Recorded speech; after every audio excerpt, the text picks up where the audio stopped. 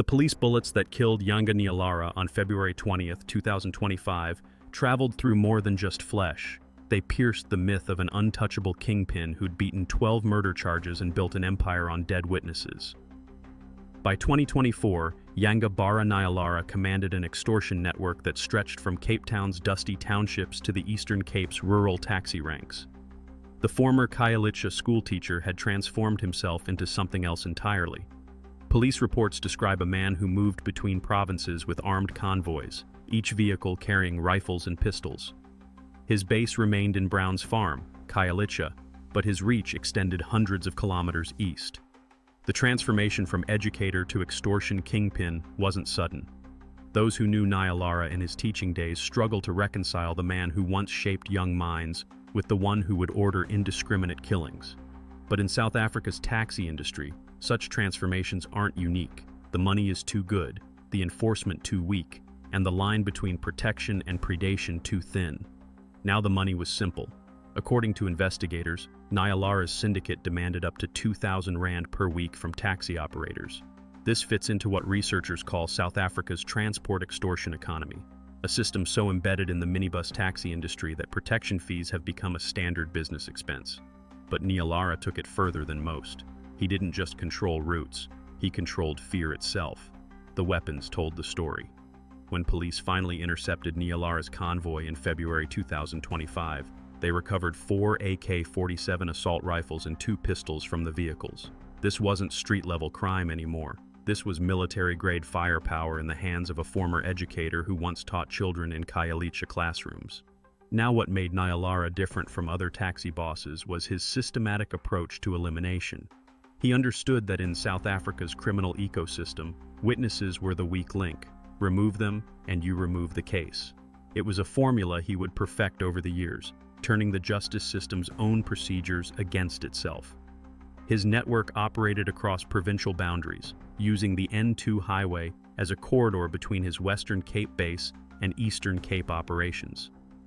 Police intelligence suggested he maintained safe houses in both provinces, moving between them depending on heat from law enforcement or rival groups. The Geographic strategy was deliberate. By operating across provincial lines, he complicated investigations and jurisdictional responses. By the time of his death, Nyalara had perfected a business model built on calculated violence. Unlike other taxi bosses who relied on territorial control, he operated more like a franchise, establishing nodes of fear across multiple locations, each feeding revenue back to the center. The sophistication of his operations suggested someone who understood both the psychology of intimidation and the economics of extortion. May 15, 2021 changed everything. A known gangster named Sikumbile Nkonki was murdered in Khayelitsha. According to police, Nyalara's group decided to send a message about what happens when someone touches their own. The revenge wasn't targeted, it was indiscriminate. Armed men, allegedly led by Nyalara, descended on Site B in Khayelitsha. They didn't look for specific enemies. According to investigators, they shot anyone near the businesses they controlled. 12 people died that day. 6 more were wounded. The massacre demonstrated a level of brutality that went beyond typical taxi violence. This was terrorism through arithmetic. The more bodies, the louder the message. The attack happened in broad daylight, in a community where everyone knows everyone. Yet when police came looking for witnesses, the silence was absolute. Those who saw pretended they didn't. Those who knew kept quiet. The massacre had achieved its purpose, not just revenge, but the establishment of Nyalara as someone beyond the normal rules of engagement. This silence wasn't just fear, it was calculation. In townships like Khayelitsha, where police presence is sporadic and witness protection nearly non-existent, speaking against someone like Nyalara meant signing your own death warrant. The community understood what investigators would learn too late. Nyalara didn't just kill enemies, he killed witnesses, and he did it systematically. Now the police response was swift. They arrested Nyalara and several associates, charging them with 18 counts of murder, 12 from Site B, 6 from another incident in Site C. The case looked solid. They had forensic evidence, intelligence reports, and initially, they had witnesses. The prosecution was confident.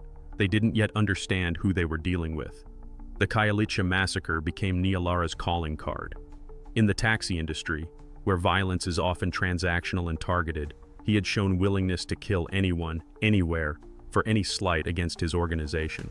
It was this reputation that would allow him to expand his extortion network across provincial boundaries.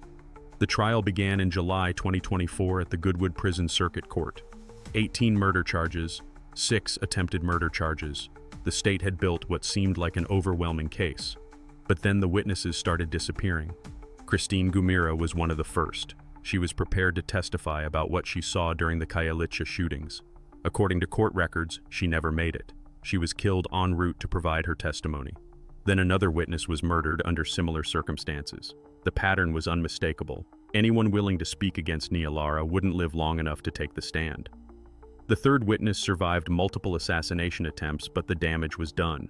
When this witness finally testified, it was via CCTV link with their face concealed for security. But one traumatized witness testifying remotely wasn't enough to sustain 18 murder charges. On July 22, 2024, Judge Van Leeuw made the only decision the evidence allowed. He discharged Nyalara and his co-accused Wanda Tofile. Without witnesses, the state's case had collapsed entirely. The man accused of orchestrating one of Khayelitsha's worst massacres walked out of court a free man. But the legal system wasn't done trying. Prosecutors still had other charges: business robbery, illegal firearms. They thought maybe these lesser charges could stick where murder couldn't. They were wrong. By November 26, 2024, a Cape Town regional court formally withdrew all remaining charges. The complainants in these cases had also refused to cooperate. Some had disappeared. Others simply refused to testify, understanding the message written in Christine Gumira's blood. Now Nyalara had done more than beat the charges.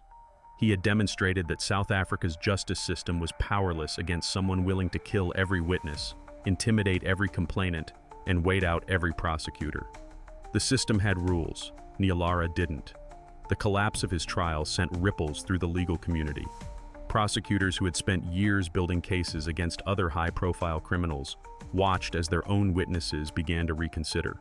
If the state couldn't protect witnesses in a case involving 18 murders, what hope was there for lesser crimes? Nyalara's acquittal wasn't just his victory. It was a blueprint for every other criminal with the resources and ruthlessness to follow his example. With his legal troubles behind him, Nyalara moved freely between the Western Cape and Eastern Cape.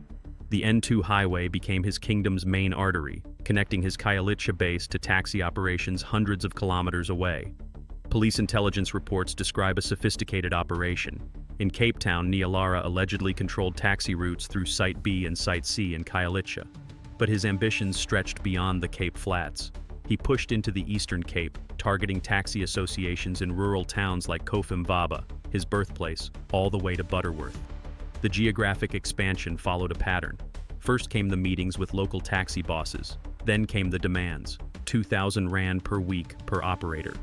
Those who refused found their taxis burned, their drivers beaten, or worse. Those who paid bought temporary peace, understanding that Nyalara's protection meant protection from Nyalara himself. Now the fascinating thing was how communities responded to his presence. In Site C, Khayelitsha, when police arrested Nyalara in 2022, residents actually marched on the police station. According to reports, protesters claimed the area was safer with him around. They said his presence kept other criminals at bay. It was a perverse logic. Better the devil who charges you than the chaos of competing devils. But in the Eastern Cape, the response was different. Taxi operators and traditional leaders reportedly lived in fear of him. After his death, Eastern Cape officials reported receiving numerous messages of relief from communities that had been under his thumb. The man who some in Khayelitsha saw as protection was seen in the Eastern Cape as pure predation. This dual identity, protector in one place, predator in another, allowed Nyalara to maintain his operations. He understood that crime, like politics, is local. What works in the Cape Flats might not work in rural Eastern Cape, but fear translates across any geography. The intelligence came in early. Nyalara was traveling from a taxi industry meeting in Khayelitsha. The National Intervention Unit had been tracking him for months, waiting for the right moment. At 1:30 p.m. on February 20th, they saw their chance. 2 Toyota Fortuners were moving along the route from Khayelitsha towards Butterworth. Intelligence suggested they were carrying illegal firearms. More importantly, they were carrying Yanga Nyalara. The NIU set up their intercept near Somo. When police attempted to stop the vehicles, the Fortuners accelerated. What followed was a high-speed chase that would end in blood. The pursuit wound through Somo, past rural settlements, toward the N2 highway. According to police reports, the suspects' vehicles tried to ram the police vehicles off the road near Ndabakazi, close to Butterworth. Then the shooting started. Police say the suspects opened fire first. Officers returned fire. The exchange was brief but devastating. When the gunfire stopped, 6 men were dead, including Nyalara. No police officers were injured. The scene was captured from multiple angles. Police dashcams recorded the chase. A bystander's video, which later went viral, showed the aftermath. The 2 Fortuners sat riddled with bullets on the side of the N2. Inside, Nyalara and 5 of his bodyguards were dead. Now the identification was confirmed through clothing and personal effects. The man who had terrorized 2 provinces, who had walked free from 18 murder charges, who had built an empire on the bodies of witnesses, was dead on a highway he'd traveled countless times before. The aftermath raised immediate questions. 6 suspects dead, no survivors, no police injuries. In a shootout involving automatic weapons, how did every bullet find a fatal mark on one side while leaving the other untouched? Police moved quickly to control the narrative. SAP's National Commissioner Fonle Masamola and Eastern Cape spokesperson Lieutenant Colonel Sifokazi Mwisa confirmed the operation's details. They emphasized that suspects had fired first, that officers responded in self-defense. The weapons recovered, 4 AK-47s and 2 pistols, supported their version of events. Police Minister Senzo Makunu went further, publicly praising the NIU officers. He urged police to protect not only themselves but us too, signaling political backing for the operation. The message was clear. This was a righteous shooting, a necessary response to a dangerous criminal who had escaped justice too many times. But the Independent Police Investigative Directorate opened their investigation, as they do with all police killings. The questions persisted. Was this an arrest attempt that went wrong, or was it something else? The fact that Nyalara was traveling from a known location, a taxi meeting where he'd been filmed by multiple people, suggested police had perfect intelligence on his movements.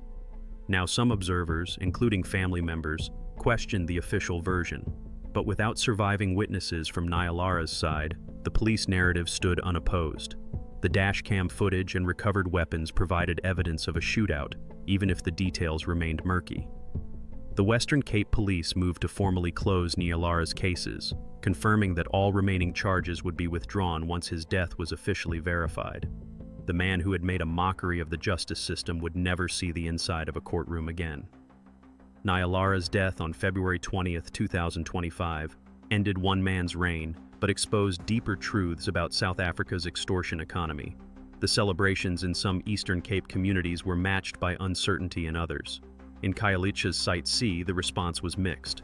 Relief from some, concern from others who wondered what would fill the power vacuum. Experts on organized crime warned that Nyalara's death wouldn't end the extortion economy he'd exploited. The transport extortion economy, as researchers call it, is embedded in the taxi industry's structure. Remove one kingpin, and others rush to claim the territory. The system that created Nyalara remains intact. The witness protection failure that allowed Nyalara to walk free from 18 murder charges hasn't been addressed. The National Prosecuting Authority and civil society groups continue calling for better witness safety measures, but Christine Gumira and others died for nothing if the system doesn't change. Now the police shooting raises its own questions about justice in South Africa. When the courts fail, when witnesses die, when the guilty walk free, does justice come from a courtroom or a highway shootout?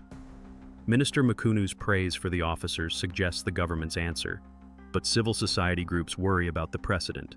The taxi operators who paid Nyalara 2,000 rand per week are still paying someone. The protection racket didn't die with its king, it simply changed hands, possibly fragmenting into smaller, more violent factions competing for the routes Nyalara once controlled. What happened on the N2 that February afternoon was more than the death of a criminal. It was the convergence of every failure in South Africa's justice system, the inability to protect witnesses, the normalization of taxi violence, the collapse of cases against obvious guilty parties, and ultimately, the delivery of justice through bullets rather than verdicts. Nyalara built his empire on one simple understanding. In a system where witnesses can be killed and cases can be collapsed, The only law that matters is the law of fear. The police bullets that killed him proved he was right. They also proved that when the system fails completely, it sometimes answers with the same violence it claims to oppose. The kingdom Nyalara built, that ecosystem of extortion, intimidation, and murder, remains. The throne is empty, but not for long. Someone else is already collecting those 2,000 rand payments, already intimidating those witnesses, already building the next empire that will end, inevitably, in blood on another South African highway.